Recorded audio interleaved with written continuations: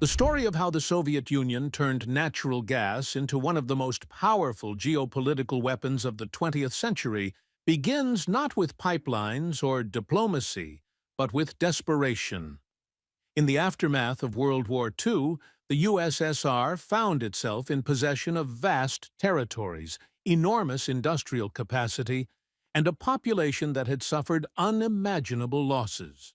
Stalin's empire stretched from the Elbe to the Pacific, but beneath the propaganda of socialist triumph lay a more complicated reality. The Soviet economy, centrally planned and rigidly controlled, needed hard currency. It needed technology. Most of all, it needed a way to bind Western Europe to Moscow's interests without firing a single shot.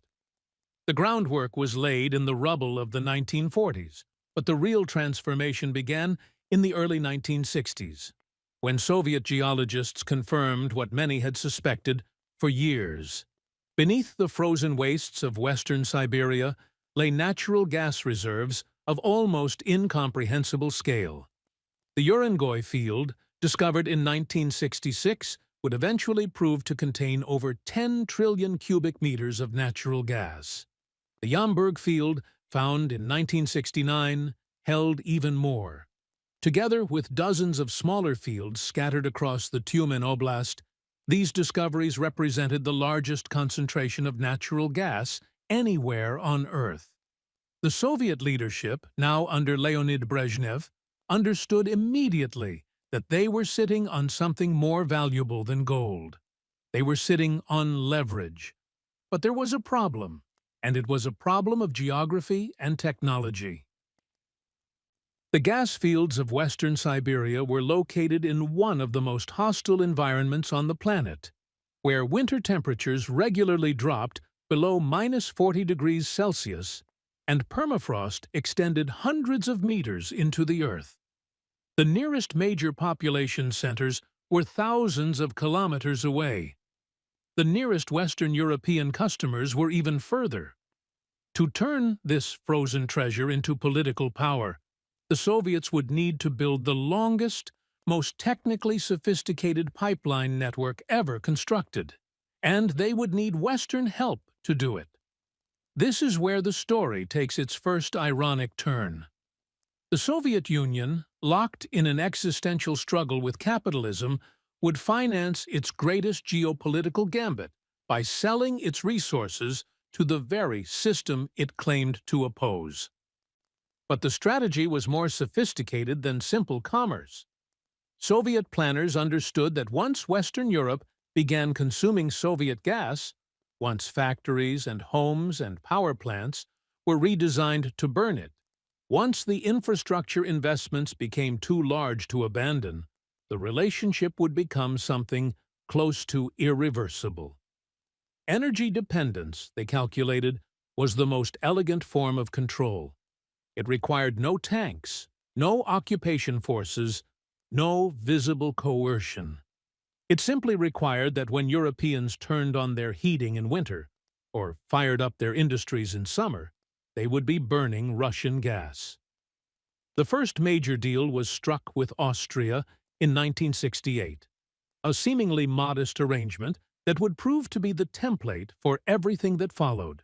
Austria, officially neutral but geographically positioned between East and West, agreed to import Soviet natural gas in exchange for providing steel pipes that the USSR desperately needed for pipeline construction. The genius of the arrangement was its structure. The Soviets would pay for the pipes with gas, which meant they could acquire Western technology without spending precious hard currency reserves. Austria would receive reliable energy supplies and lucrative contracts for its steel industry. It was presented as a win-win, a triumph of pragmatic cooperation over ideological division. But the real target was never Austria. The real target was West Germany, the industrial heart of Western Europe and the frontline state of the Cold War. If the Soviets could get the Germans hooked on their gas, everything else would follow. The opportunity came in 1969 when Willy Brandt became Chancellor of West Germany and inaugurated his Ostpolitik, his policy of engagement with the East. Brandt believed that trade and dialogue could reduce tensions and eventually transform the Soviet bloc from within. The Soviets had different ideas about who would be transforming whom. In February 1970, after months of secret negotiations, the Soviet Union and West Germany signed what was called the Deal of the Century. The USSR would supply 20 billion cubic meters of natural gas annually for 20 years. In return, West Germany would provide 1.2 billion Deutschmarks in credit, and, critically, the advanced large-diameter steel pipes and compressor technology that Soviet industry could not produce on its own. The pipeline would stretch over 2,500 kilometers from the Urengoy field to the Czechoslovak border, then connect into existing networks reaching into the heart of Western Europe. It was the largest East-West trade agreement ever concluded, and it fundamentally altered the strategic landscape of the Cold War. American officials watched these developments with growing alarm. The Nixon administration understood exactly what was happening. The Soviets were using Western technology and Western financing to build the infrastructure that would make Western Europe dependent on Soviet energy. Once that dependence was established, Moscow would have enormous leverage over European foreign policy.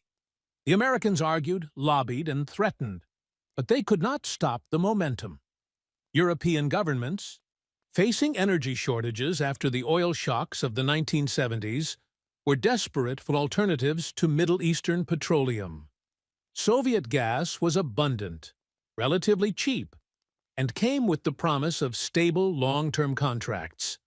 The fact that it also came with geopolitical strings attached seemed, at the time, like an acceptable risk.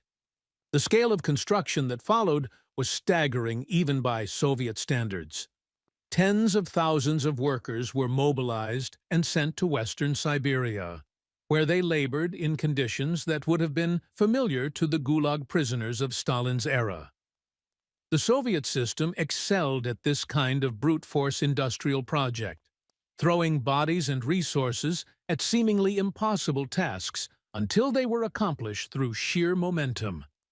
The workers lived in temporary settlements that were barely more than camps, enduring months of darkness and cold that could freeze exposed skin in minutes. Accidents were common and often fatal. Equipment failures were routine, but the pipelines went forward because failure was not an option. The Politburo had decided that gas exports would be a pillar of Soviet economic strategy, and when the Politburo decided something, it happened. By the mid-1970s, Soviet gas was flowing into Western Europe in increasing volumes. Italy signed a major import agreement in 1969. France followed in 1976 with a contract for 2.5 billion cubic meters annually. Finland, already in the Soviet sphere of influence, became almost entirely dependent on Russian gas. Even Switzerland, that bastion of neutrality and capitalism, began importing Soviet supplies. Each new contract followed the same pattern. The Soviets would offer attractive prices and long-term stability. They would accept payment in industrial goods and technology when hard currency was scarce. They would present themselves as reliable partners, interested only in mutual benefit.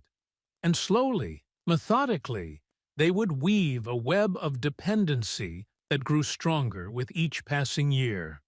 The watershed moment came in the early 1980s with the Urengoy-Pomary-Uzhgorod pipeline, better known in the West simply as the Siberian pipeline.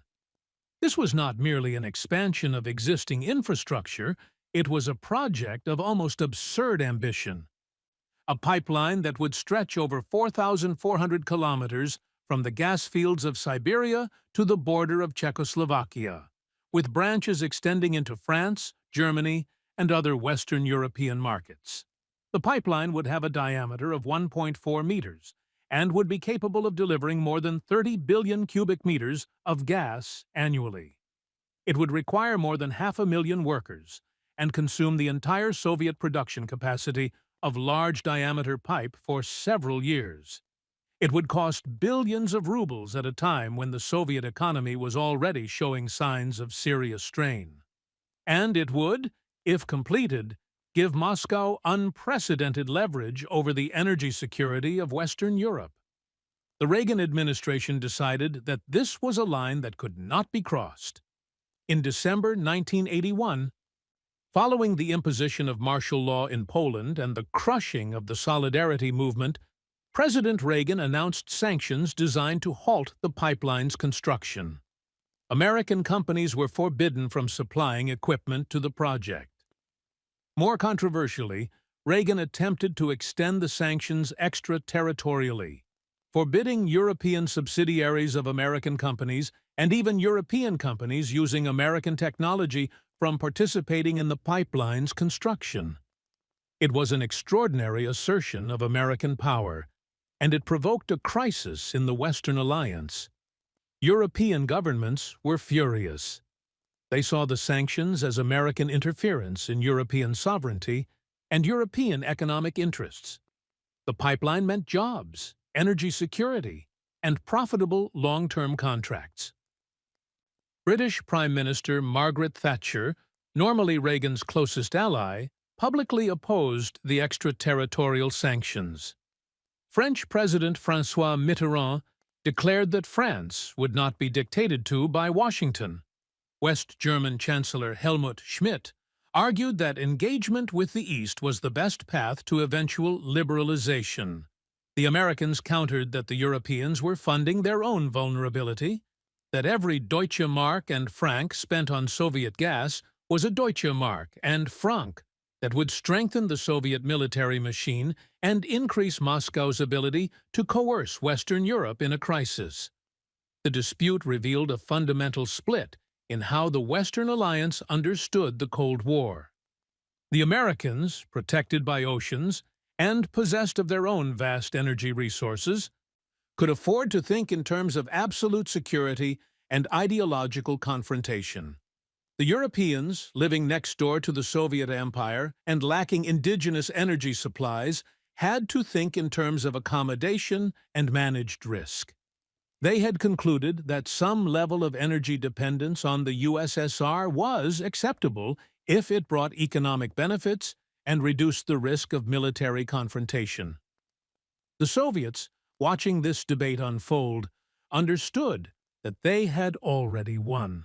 The Western alliance was divided over the pipeline, which meant there was no unified Western position, which meant the pipeline would be built.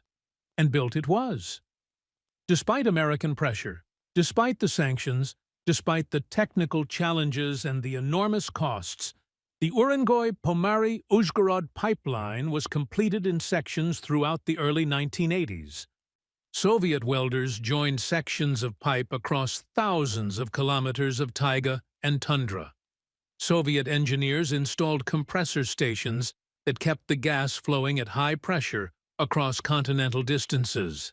By 1984, Soviet gas exports to Western Europe had reached 50 billion cubic meters annually, representing a substantial portion of European gas consumption and generating billions of dollars in hard currency for Moscow. The Soviet Union had achieved what its military could never have accomplished. It had made itself indispensable to the European economy. The irony is that this success came just as the Soviet system itself was beginning its terminal decline. The gas revenues, substantial as they were, could not compensate for the fundamental inefficiencies of the planned economy. The technology acquired from the West could not overcome the innovation deficit that plagued Soviet industry. The hard currency earned from gas exports was spent on grain imports to feed a population that Soviet agriculture could not adequately supply, and on the arms race with America that was consuming an ever larger share of Soviet GDP. The pipeline network, impressive as it was, represented one of the last great achievements of Soviet engineering. Within a decade of its completion, the Soviet Union itself would cease to exist. But the infrastructure remained, and so did the dependency.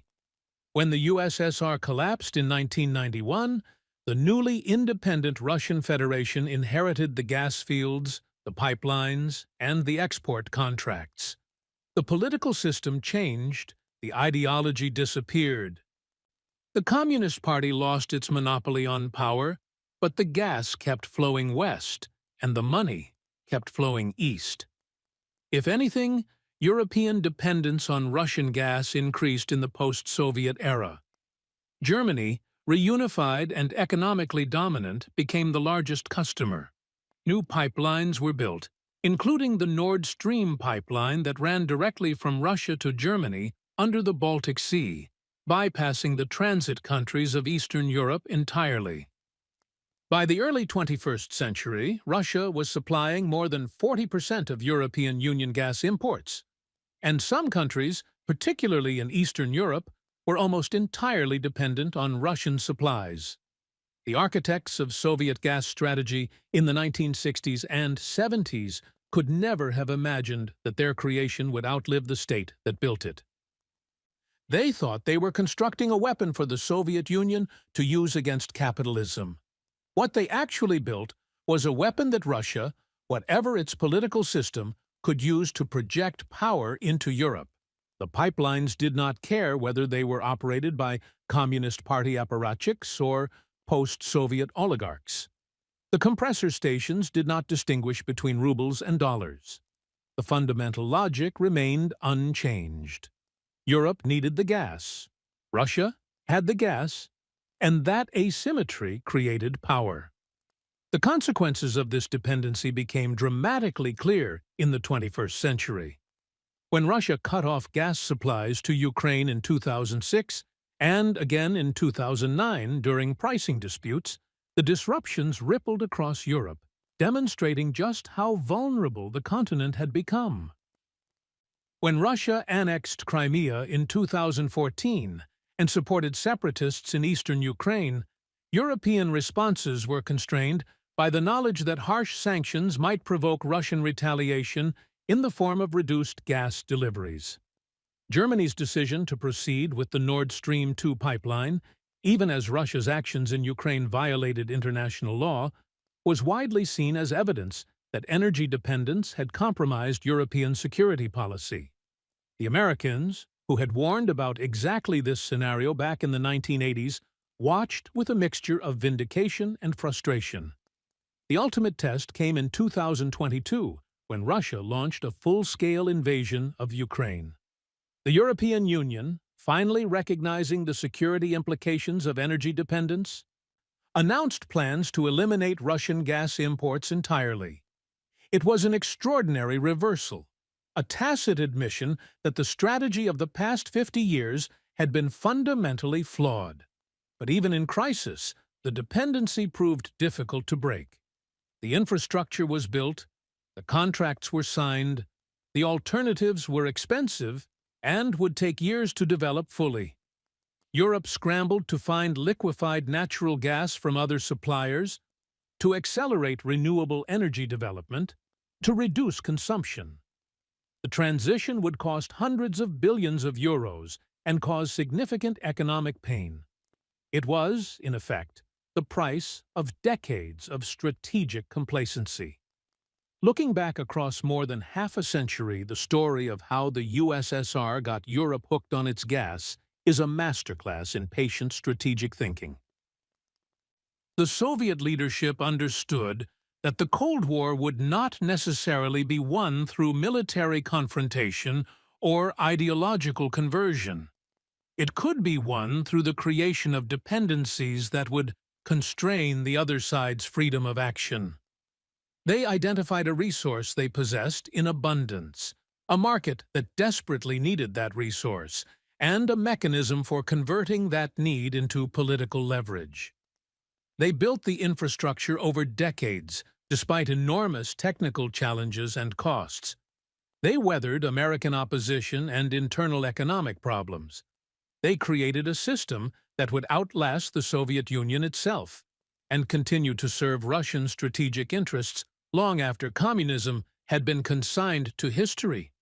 The Europeans, for their part, convinced themselves that commerce would lead to convergence, that economic interdependence would create peace, that energy trade was just business and could be separated from security concerns. They were not entirely wrong. The gas trade did create channels of communication and mutual interest. It did provide economic benefits to both sides. It may have contributed to the relatively peaceful end of the Cold War by giving the Soviet Union a stake in stable relations with the West. But they underestimated the degree to which energy dependence would constrain their own freedom of action when Russian behavior became threatening. They built their economies on a foundation that a geopolitical rival controlled, and when that rival chose to weaponize the relationship, they discovered that the costs of dependency were far higher than they had calculated. The lesson, if there is one, is about the nature of strategic vulnerability in an interconnected world. Energy is not just another commodity, it is the lifeblood of modern industrial society. Control over energy supplies is a form of power as consequential as military force, and sometimes more useful because it is less visible and less likely to provoke immediate resistance. The Soviet planners who conceived the gas export strategy in the 1960s understood this instinctively. They built a trap that would take 50 years to fully spring, but when it did, it would reveal just how successfully they had bound Europe's fate to Russia's will. The pipelines that stretch across thousands of kilometers from Siberia to the heart of Europe are more than engineering marvels. They are monuments to strategic patience, to the power of economic leverage, and to the enduring consequences of decisions made decades ago by men who understood that in geopolitics, the longest game is often the winning game.